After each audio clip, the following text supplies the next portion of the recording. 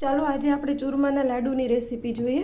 ઘરે આપણે ચૂરમાના લાડુ બનાવવા માટે આ જે વાટકો છે આ સાઈઝનો છે, એ 3 વાટકા મેં અહીંયા ઘઉંનો લોટ લઈ લીધો છે. બરાબર, ઘઉંનો ઝીણો લોટ પણ લઈ શકો અને ભાખરીનો જે આપણે થોડો કરકરો લોટ આવે એ પણ લઈ શકાય. 3 એ લીધા છે. અને હવે ચોથો વાટકો, 4 વાટકાના બનાવીશ. ચોથામાં આટલો આપણે રવો લઈ લેશું અને આ બીજો વાટકો છે એ ચણાનો લોટ. બરાબર, એટલે ચોથો વાટકો આપણે આ બંને લોટ મિક્સ નાખીશું.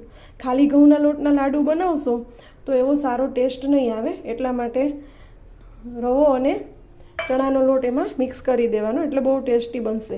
આ બધી પ્રિપેરેશન આપણે કરીએ બધા લોટની, ત્યાં સુધીમાં આપણે ધીમી આંચ ઉપર તેલ મૂકી દેવાનું છે અને આ સાઈડ થોડું ગરમ પાણી, જેનાથી આપણે લોટ બાંધીશું. હવે લોટની અંદર આપણે મોણ નાખવાનું છે. મોણ તેલનું નાખવાનું છે. પહેલાં સરસ રીતે મિક્સ કરી દેવાનું છે. બધા 3 લોટ, ઘઉંનો, ચણાનો અને રવો 3 મિક્સ થઈ જાય એટલે થોડું આપણે એમાં તેલનું મોણ નાખશું. 1 કપ તેલનું મોણ નાખી દેવાનું છે. પછી વ્યવસ્થિત મિક્સ કરી અને ગરમ પાણીથી એના લોયા બનાવી અને તળવાના છે. જો આ રીતે આ ગરમ પાણી લઈ અને આમાં નાખવાનું છે અને આવા મૂઠિયા વાળવાના છે. આ રીતે બનશે. એકદમ કઠણ મૂઠિયા થવા જોઈએ, બાકી તેલમાં ખુલી જશે. એ રીતે વળી જશે. હવે મૂઠિયા બની જાય, જેમ જેમ બનતા જાય એમ આપણે એને ગેસની મીડિયમ લો ફ્લેમ પર તળી દેવાના છે. આ તળાશે એટલી વાર આપણે બીજા મૂઠિયા, બીજો લોટ છે એમાંથી બનાવશું. બરાબર, હવે આ મૂઠિયાને આવી રીતે ફેરવી લેવાના, એટલે પૂરી વ્યવસ્થિત રીતે બધી બાજુથી તળાઈ જાય.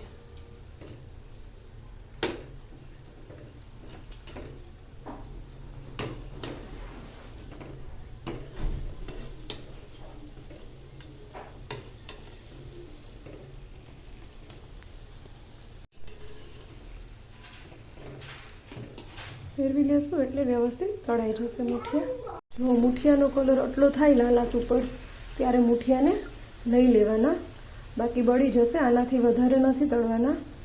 આવો કલર થાય એટલે લઈ લેવાના. ત્યાં સુધીમાં બીજા મૂઠિયા આપણે વાળી લીધા છે, એને આપણે ફરીથી તેલમાં તળવા માટે મૂકીશું.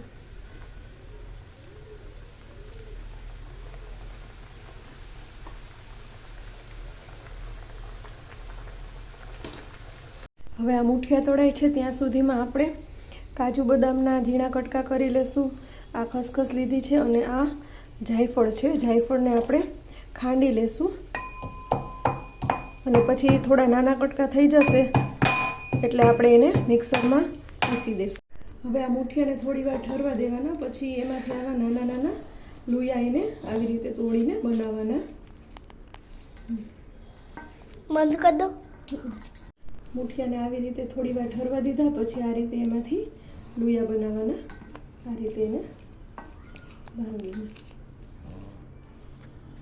મૂઠિયાને થોડી વાર ઠરવા દેવાના અને પછી એમાંથી આ રીતે લોયા બનાવવાના.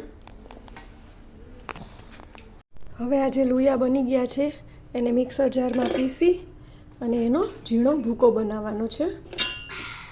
સાથે સાથે આપણે આ જાયફળ જે ખાંડેલું હતું એ પણ સાથે પીસી નાખશું, એટલે એકદમ ઝીણો બારીક ભૂકો થઈ જશે એનો, તો ખાવામાં ક્યાંય આવશે નહીં.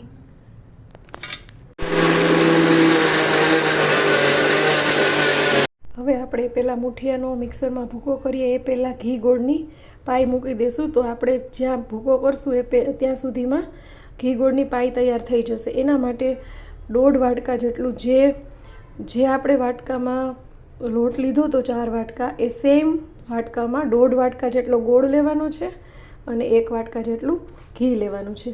ઘી હમણાં આગળની રેસીપીમાં મેં જે યુટ્યુબમાં મૂક્યું હતું એ જ ઘીનો યુઝ કર્યો છે.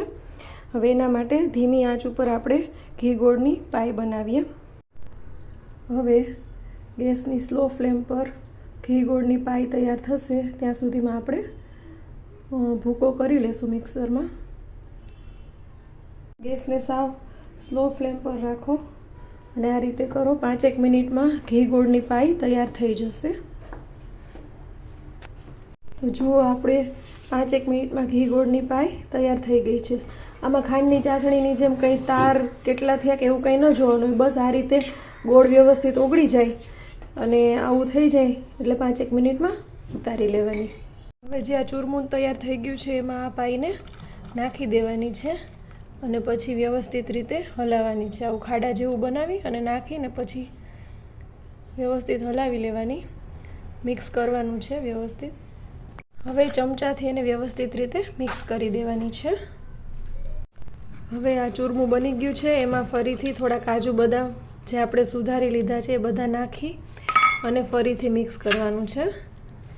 તો જુઓ, આ બીબાની મદદથી આ રીતે મસ્ત મજાના લાડુ બને છે. બીબામાં ભરી અને આ રીતે બનાવવાના.